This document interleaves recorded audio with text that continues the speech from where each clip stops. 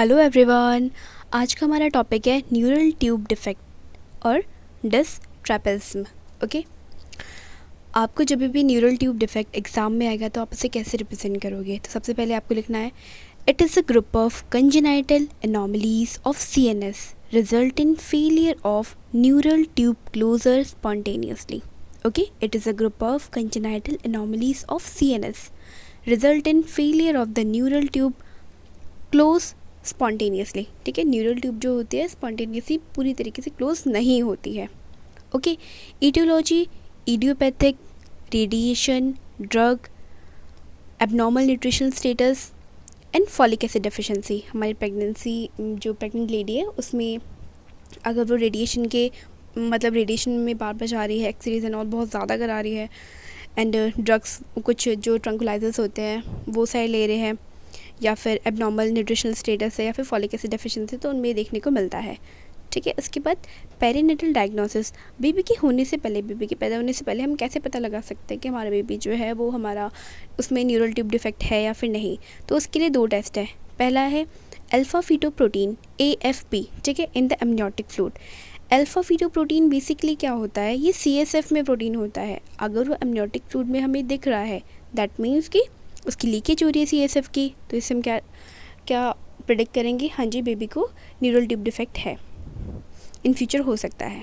ठीक है, और माइलोमेनिंजियोसील, आगे चल के न्यूरल ट्यूब डिफेक्ट जब पढ़ेंगे तो उसका एक टाइप है। उसमें USG में ना आपको उसकी प्रोजेक्शंस होती है। इसमें बेसिकली आगे चल के हम पढ़ेंगे, फिर आपको ये चीज़ समझ में आएगी। ठीक है, USG में आराम से पता कर सकते हैं इन प्रेगनेंसी में। नाउ एक बात जो है नोट करने वाली, the most common neural tube defect in the new born involve spinal cord and are caused by failure of closure of caudal part of the neural tube. ठीक है, तो basically most common neural tube defect क्या होता है newborn में? Spinal cord का होता है, and cause by the failure of closure of caudal portion of the neural tube. ठीक है, तो अभी तक हमने क्या पढ़ा? हमने पढ़ा कि जो न्यूरल ट्यूब डिफेक्ट होता है, डिस्क ट्रैपेज्म जो होता है वो होता क्या है? Group of congenital anomalies of CNS result in the failure of neural tube closure spontaneously. And second is etiology पढ़ी हमने। फिर प्रीनेटल डायग्नोसिस पढ़े 2, AFP and meningomyelocele and USG in pregnancy.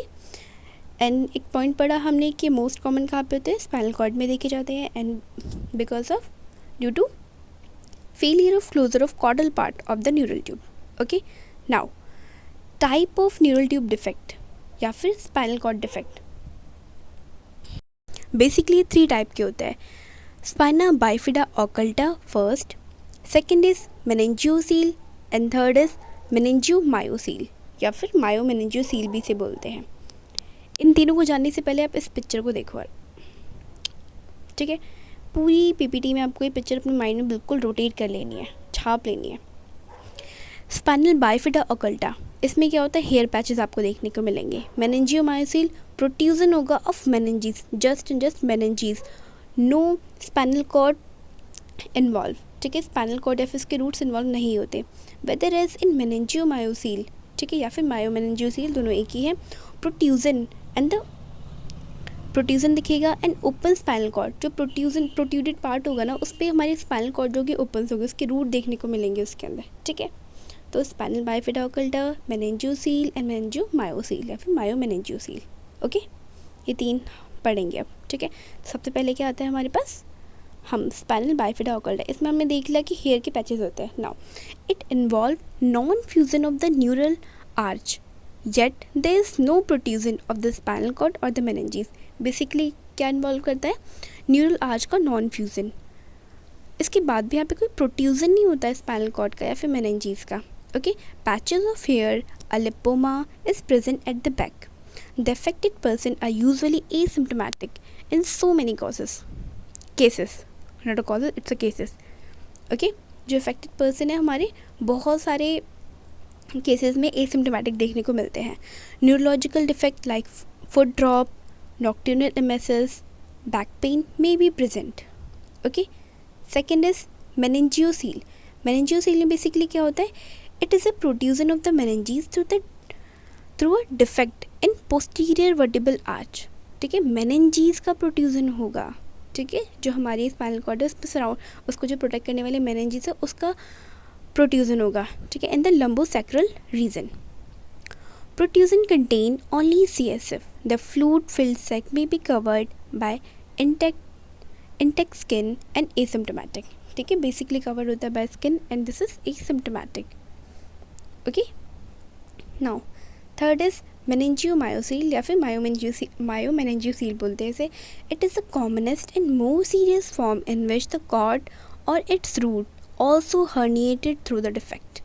ठीक है, cords and its roots are also herniated through the deficit. ये deficit है not the defect. Okay, deficit. ठीक है, deficit आप इसको कब करेक्ट कर लेना, DEFICIT. deficit मीन्स जो हमारे एक दरार बोल सकते हैं इसको हिंदी में अगर देखा जाए तो, मतलब एक जो डिफेक्ट हुआ उसकी वजह से. ठीक है, and attach to the posterior wall of the sac. Okay, basically क्या होता है कि cord and its root are herniated through the deficit. ठीक है, गड्ढे जो डेफिसिट जो दरार होती है उसमें से हर्निएट हो जाती है and attach to the posterior wall of the sac.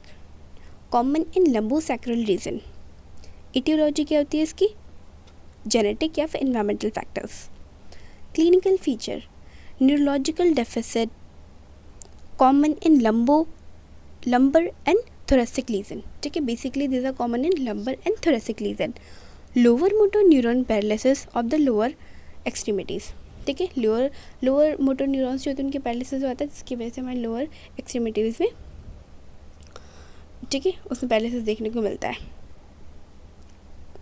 Now sensory loss in the perineal area and lower limbs. ठीक है, लोअर लिम्स में हमें सेंसरी लॉस देखने को मिलता है. Sphincter disturbances and disturb neurogenic bladder and bowel control. Sphincter disturb देखने को मिलता है हमें एंड जो neurogenic bladder and bowel control भी देखने को मिलता है. ठीक है, ये आप क्लिनिकल फीचर्स में लिखोगे. सबसे पहले लिखोगे कि neurological deficit common in lumbar and thoracic lesion. ठीक है, लंबर एंड थोरेसिक लीजन में कॉमन होते हैं and lower motor neuron paralysis of the lower extremities. Sensory loss, third आप लिखोगे sensory loss in the perineal area and lower limb, sphincter disturbances and disturb neurogenic bladder and bowel control. Okay, now management में सबसे पहले parents must be given detail about the disorder and it's prognosis and options available. ठीक है, parent जो होंगे हमारे उनको detail देनी पड़ती है कि must be given detail about the disorder के बारे में. बेसिकली कोई बेबी पैदा होगा उसके जो बैक पे प्रोट्रूजन देखेंगे तो पेरेंट्स परेशान हो जाएंगे, तो उन्हें प्रॉपर बताना होता है कि इसकी क्या स्कोप है, ये क्यों हुआ है और उसको कैसे सही हो सकता है. उनको पहले एजुकेट करना है. Second is operation for the meninges और meningocele are advise as early as possible, often within the few days of the birth. ऐसा क्यों करते हैं, because otherwise the sac is liable to grow out proportion to the growth of the child जैसे जैसे बड़ा होगा sac उससे भी तेज़ी से बड़ा होगा. ठीक है, overlying skin will become atrophic and ulcerate. तो इतने सारे कॉम्प्लिकेशन से अच्छा है कि हम जल्दी से जल्दी उस सैक को रिमूव कर दें. Management of bladder dysfunction is one of the major problem. Okay, तो इसके लिए क्या है, इंटरमिटेंट कैथेटराइजेशन, प्रोफाइलेक्टिक और antibiotic, extreme drainage of bladder sometimes required. ये तो हमारी ट्रीटमेंट हो गई. अब प्रिवेंशन में mother should receive 5 gram of folic acid. हमने जैसे बोला कि फॉलिक एसिड डेफिशिएंसी से होता है, तो मदर को अगर हम 5 gram of folic acid daily beginning at least 6 weeks before the conception से हम फॉलिक एसिड देना शुरू करें and continue in first trimester, तो ये चीज़ हमें बेबी में हम इस चीज़ को एक जो फॉलिक एसिड कॉज है इसको हम हटा सकते हैं. ठीक है, अब इसके बाद अब ये पिक देख सकते हो वापस. ये spina bifida occulta, second is meningocele and third is meningiomayoceal. So thank you so much guys for watching this video. If you have any doubt you can question in the comment box, and this video is only for the exam purpose. It's a short exam note, not for the conceptions. Sorry, not for the concepts. Okay, so stay connected for more videos. You can like my channel, subscribe, and share.